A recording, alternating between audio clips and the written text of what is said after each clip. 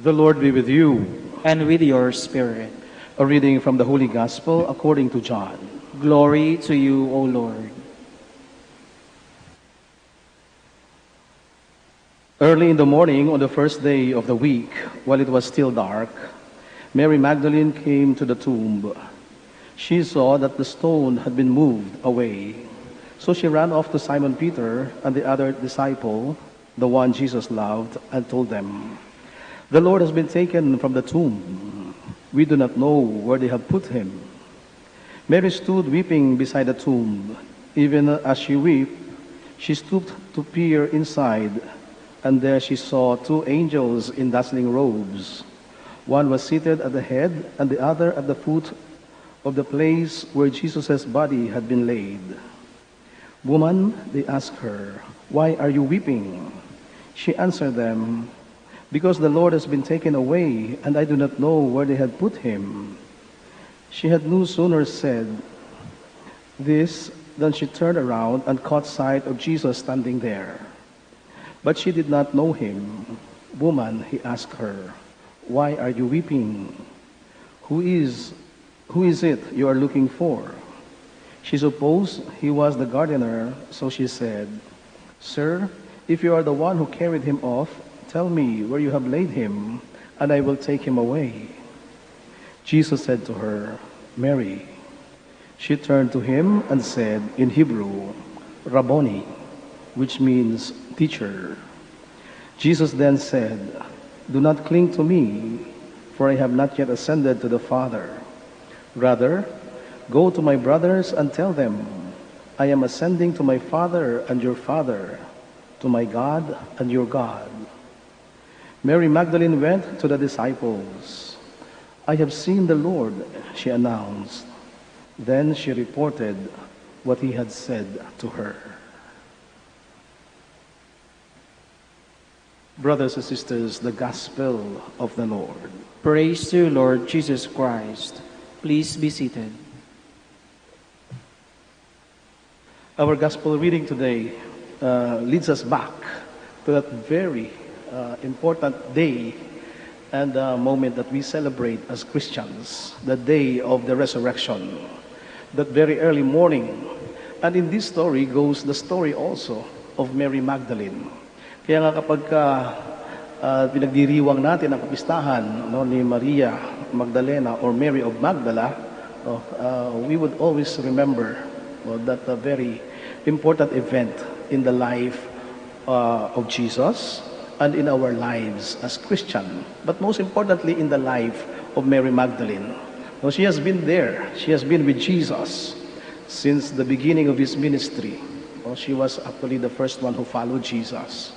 But she was not considered to be a disciple or even an apostle, but she was just one of the women, or maybe the first woman who had been assisting Jesus and his disciples in terms of their need. She was there all the time. Maybe if there is really somebody who had witnessed great things that the Lord had performed, it was Mary Magdalene. She was from another place called Magdala, and then when she heard about Jesus, she just followed him. And not only witnessing the miracles that Jesus performed, but also every day or every time that Jesus would preach, she would also listen to him. That is why she was so carried away by the wisdom, by the greatness of the Lord.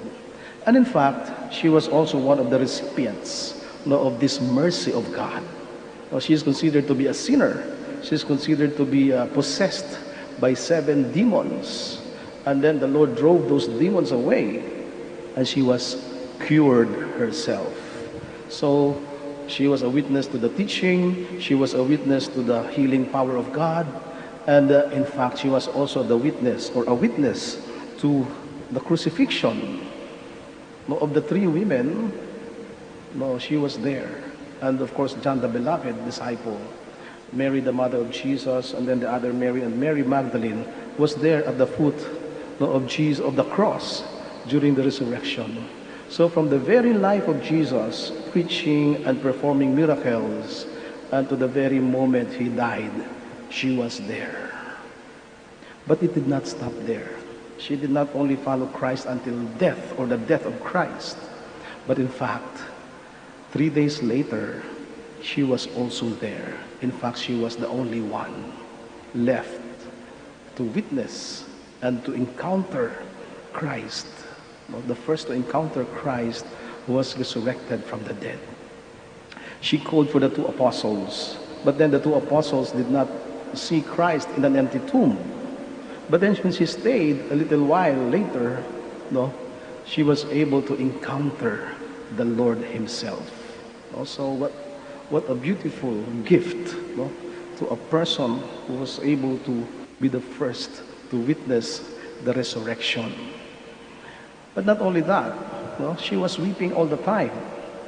And then when she realized that she was actually talking to Jesus, her happiness, we can just imagine how happy she was. Parang yung may hinahanap ka, at yung hinahanap mo, gustong-gusto mong makita. And then at one moment, at that very particular moment when you were so longing and so desiring and so anxious to see the person whom you want to see, but then at the same time, at that very moment, yung hinahanap mo na sa harapan mo pala. Andun na sa harapan mo. So from weeping, it turned into joy. That is why she wanted to grab Jesus. Gusto niyang yakapin at sabi niya, hindi na kita pakakawalan. I will never let go of you anymore.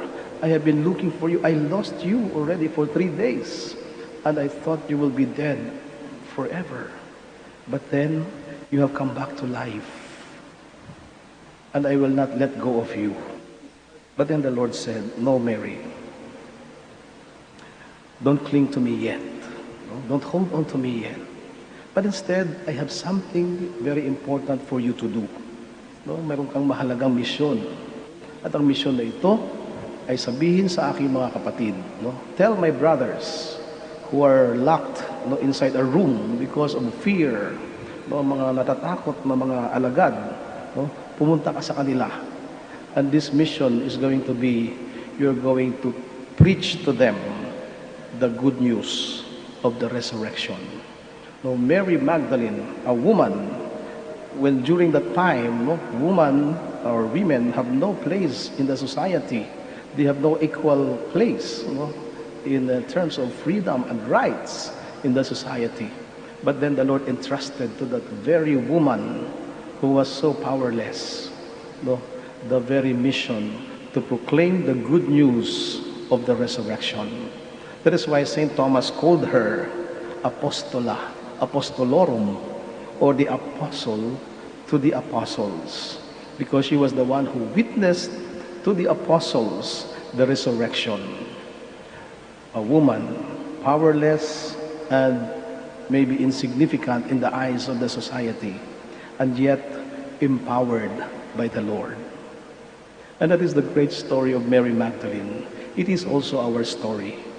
Ito rin yung kwento ng buhay natin. We don't have to be great. We don't have to be intelligent.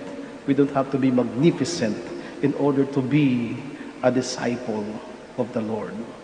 The Lord simply wants our willingness, our commitment. If we are willing to give everything for the sake of Him, then no matter who we are, no matter what we have, no matter how simple we are, or even how sinful we are, the Lord does not discriminate us. The Lord can empower us. In fact, we are empowered by the Lord Himself. We have the mission in this life to make Jesus known to everyone. We bear the name of Christ. Sa ating pagbibigyan o sa pagbinyag na sa atin, ay kinarga na natin sa ating buhay at sa ating sarili ang pangalan ni Kristo. That's why we call ourselves Christians. And as Christians, we have that ultimate mission to make Christ alive in our lives and to make Christ known into the world. Otherwise, it's a shame. It's a shame to bear the name of Christ and yet we live otherwise. Salungat yung buhay natin sa pangalan na dinadala natin. So bilang Kristiyano, tayo ay pinagkakatiwalaan ng Panginoon, no, ng muling pagkabuhay at ng magandang balita. At bilang misyon natin, bilang mga Kristiyano, no, ay ipalaganap ang kaharian ng Diyos, ipalaganap ang pag-ibig ng Diyos.